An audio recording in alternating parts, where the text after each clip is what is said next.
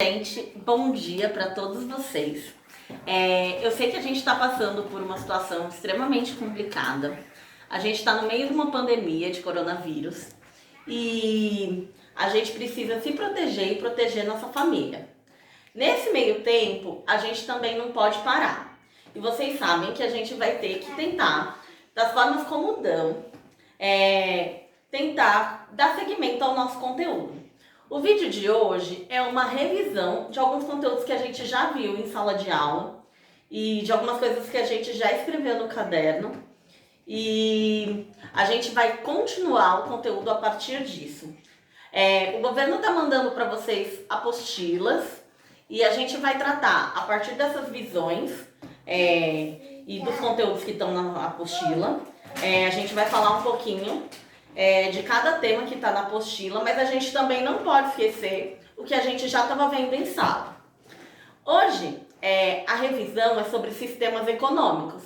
Então, como que eu vou fazer? Eu vou, no final do vídeo, mandar uma foto da lousa que está aqui atrás de mim, em anexo, e eu vou pedir para vocês, dentro do Classroom, que é o acesso que vocês têm, atividade, para que a gente possa treinar um pouquinho e entender os conceitos e dar um pouquinho mais de riqueza para aquilo que a gente está aprendendo.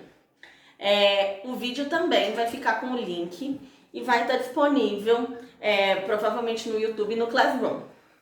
Bom, a primeira coisa que a gente vai falar é que a gente vai falar de sistemas políticos e econômicos. A gente vai ter dois autores principais. Quem são esses autores? Adam Smith e Karl Marx. Cada um é crítico de alguma forma a esse sistema e dedicou sua vida a estudar esses sistemas econômicos. A gente vai falar primeiro de Adam Smith, um defensor do capitalismo que dentro da sua teoria veio dar uma cara ao que a gente chama de liberalismo clássico. O que Adam Smith dizia? Ele dizia o seguinte: ele era um ferrenho defensor da propriedade privada e da não intervenção do governo na economia. O que isso significa? Significa que ele acreditava que as economias mundiais se autorregulavam sozinhas e que o capital, ou seja, o dinheiro, ele estava na mão dos capitalistas, ou seja, donos de empresas, ricos, nobres, e que ele ia se distribuir e que dentro desse sistema, a partir da visão de liberdade, ele ia se multiplicar e ele ia conseguir ter sobrevivência sozinho. Então, nessa ideia, a gente vem com: quem decide o salário do trabalhador? A empresa. Quem decide se vai ter seguro de saúde, previdência privada? A empresa.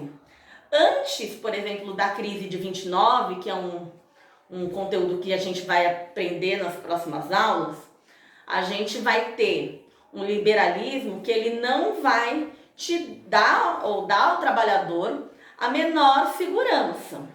Que segurança? Segurança jurídica. Então, a gente vai ter uma condição de trabalho que não vai ter seguro-desemprego, não vai ter salário mínimo, não vai ter plano de previdência, vai ter uma visão de que não existe saúde pública, ou seja, qualquer ida ao posto de saúde você tem que pagar por isso.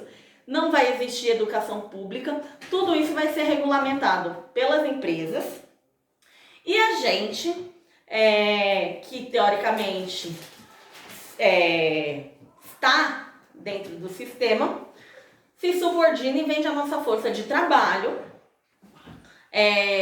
ganhando dentro dessa visão o suficiente para pagar tudo isso. O Karl Marx, ele vai dizer o seguinte: que o capitalismo ele é marcado por tensão entre duas classes principais. Duas classes: a burguesia e o proletariado. E nessa visão do Karl Marx, a gente vai ter uma tensão e uma ideia de visão desigual, porque o capitalismo ele induz a desigualdade. O que isso significa? Que alguém sempre vai ter mais dinheiro do que o outro.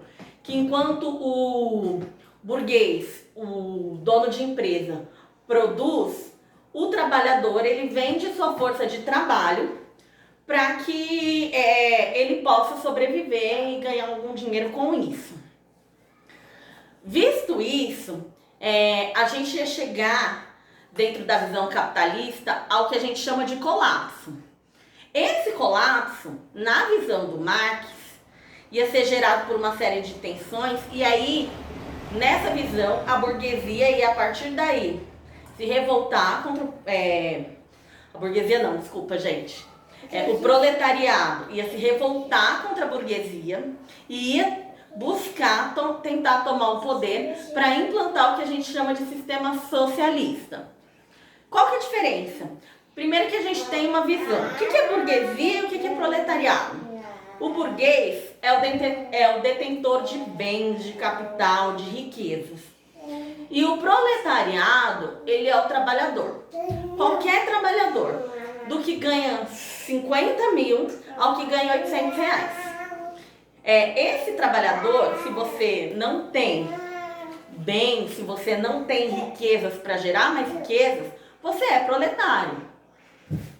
Se você precisar trabalhar e vender sua força de trabalho, você é proletário.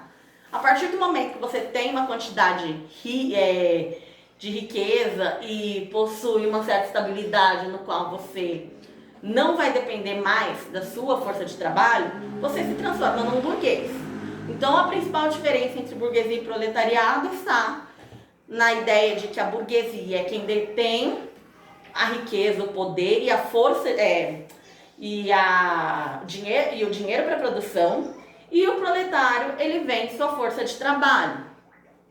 Então a gente a partir daí vai ter criado, pós-Guerra Fria, dois sistemas principais que estão vigentes no mundo hoje. É bom lembrar que no mundo moderno a gente tem duas potências mundiais em sistemas opostos. A gente vai ter quase todos os países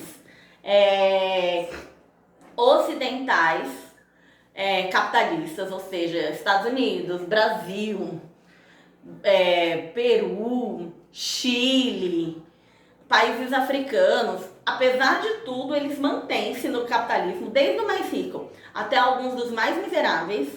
E a gente vai ter alguns poucos países socialistas ou comunistas. Dentre eles, a potência mundial China, Rússia, Coreia do Norte, alguns países eslavos ali. A gente vai ter uma visão um pouquinho diferente dessas vivências econômicas. Bom, mas o que é de fato e como é que esse sistema se organiza? Quais são as características de cada um desses sistemas? Eu vou pausar um pouquinho o vídeo e aí a gente vai começar a explicar o que é cada característica de cada um desses sistemas. Eu consegui me corrigir, tá vendo?